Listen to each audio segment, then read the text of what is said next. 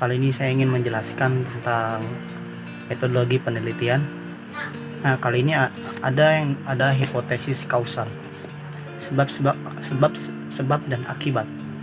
Hipotesis kausal adalah suatu pertanyaan yang menunjukkan dugaan tentang pengaruh dua variabel atau lebih. Contoh rumusan masalahnya adalah apakah gaya kepemimpinan mempengaruhi efektivitas gaya. Nah, di sini rumusnya dan hipotesisnya nolnya adalah gaya kepemimpinan berpengaruh positif pada efektivitas kerja. Desain penelitian. Rancangan penelitian yang menjelaskan berbagai cara yang digunakan untuk menjawab permasalahan penelitian.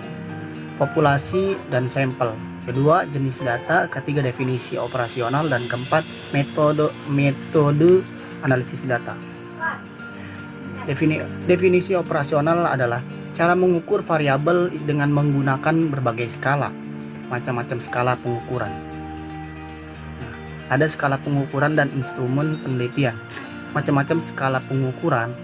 Pertama ada skala nominal, kedua skala ordinal, ketiga skala interval, dan keempat skala rasio. Apa itu pertama skala? Kali ini yang pertama adalah skala interval. Apa itu skala interval? Skala Likert digunakan atau dalam kurung skala interval ini adalah Likert. Skala Likert digunakan untuk mengukur sikap, pendapat, dan persepsi seseorang atau sekelompok orang tentang fenomena. Dengan skala Likert, variabel dijabarkan sebagai indikator, kemudian indikator dijadikan item-item pertanyaan. Jawaban setiap item instrumen mempunyai gradasi dari sangat positif sampai sangat negatif. Nah, skala pengukuran instrumen penelitian. Skala Likert. Contohnya, alternatif jawaban dalam skala Likert. Dalam skala Likert, sangat setuju, ada C ragu, D tidak setuju, E sangat tidak setuju. Positifnya A sangat positif, B positif, C negatif, dan D sangat negatif. A selalu, B sering, C kadang-kadang, D tidak pernah.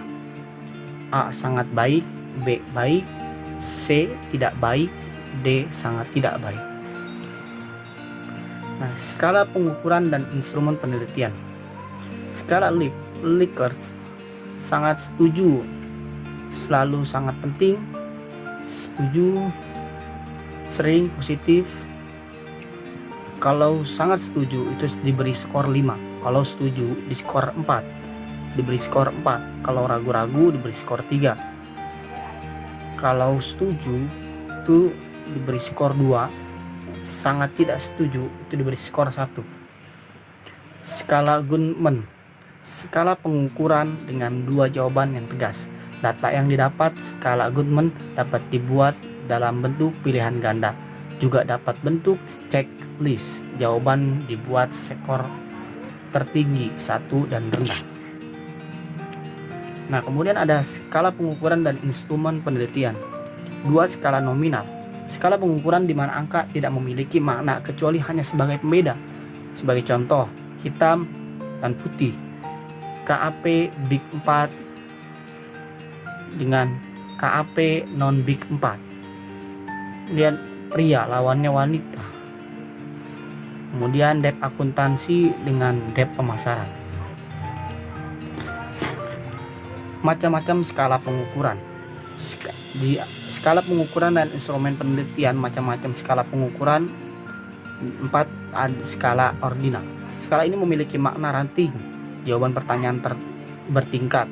Contoh, berkaitan dengan juara. 4 jika juara 4, 3 jika juara 3, 2 jika juara 2, dan 1 jika juara 1. Skala pengukuran dan instrumen penelitian, macam-macam skala pengukuran. Skala rasio. Data yang dihasilkan berupa data rasio. Skala ini merupakan skala tertinggi dalam skala pengukuran. Contoh ROA, laba bersih dengan aset neto. Nah, populasi teknik sampling. Populasi dan sampling.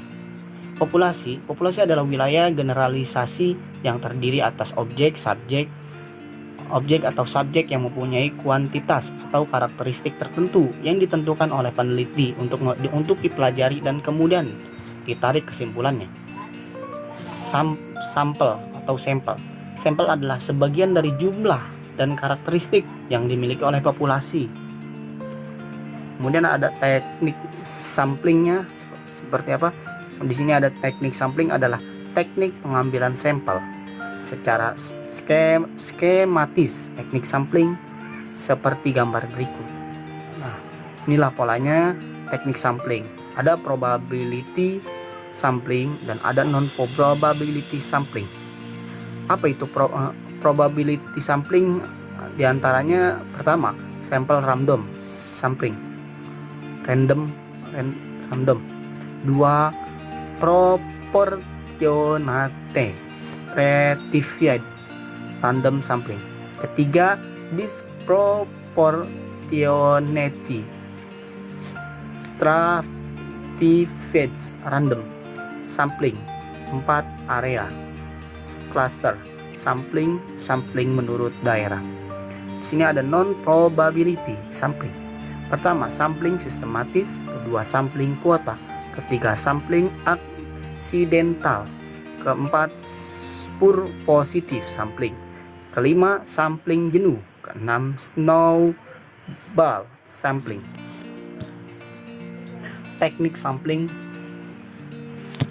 Probability sampling. Probability sampling adalah teknik sampling yang memberikan peluang yang sama bagi setiap unsur anggota populasi untuk dipilih menjadi anggota sampel. Teknik ini meliputi pertama, A. Sampel random sampling. Dikatakan sampel dalam artian sederhana karena pengambilan sampel anggota populasi dilakukan secara acak tanpa memperhatikan strata yang ada dalam populasi itu. Cara demikian dilakukan bila anggota populasi dianggap homogen. Nah, di situ ada contohnya, ada sampling, ada sampel, dan ada populasi. Kemudian ada proportionality stratified random sampling. Teknik ini digunakan bila populasi mempunyai anggota atau unsur yang tidak homogen dan berstrata secara proporsional. Suatu organisasi yang mempunyai pegawai dari latar belakang pendidikan, maka populasi pegawai itu berstrata. Nah, contohnya seperti di bawah. Contoh populasi dan sampel. Kemudian ada teknik sampling, probability sampling. C. Disproportionality stratified random sampling.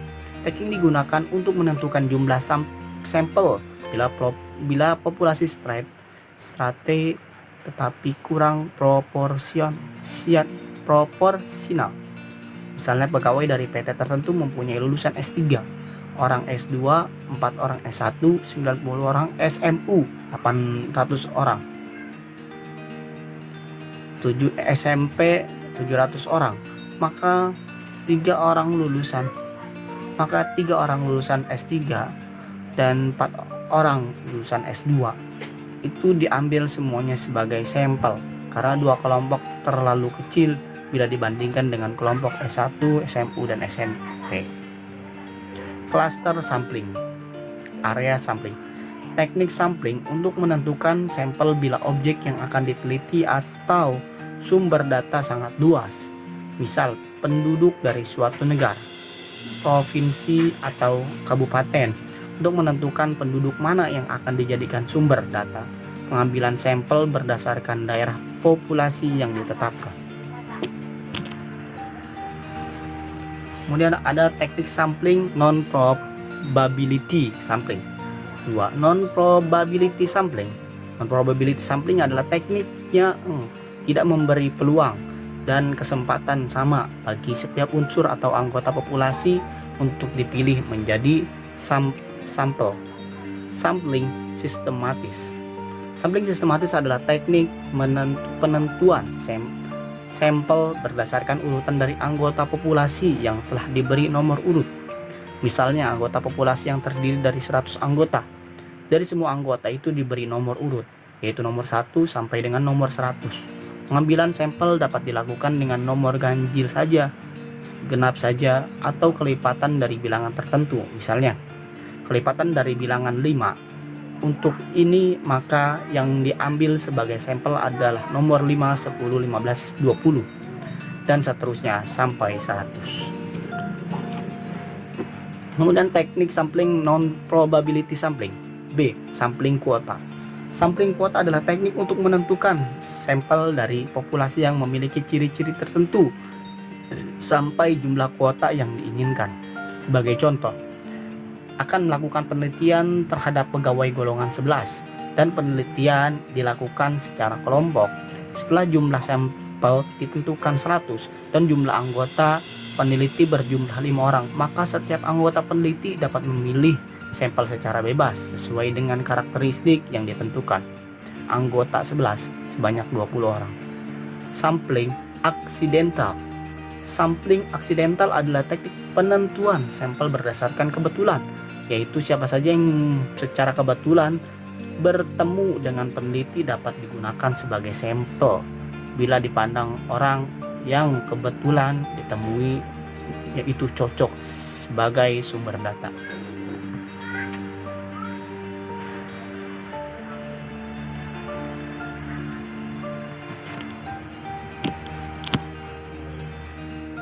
Nah, teknik sampling non-probability sampling.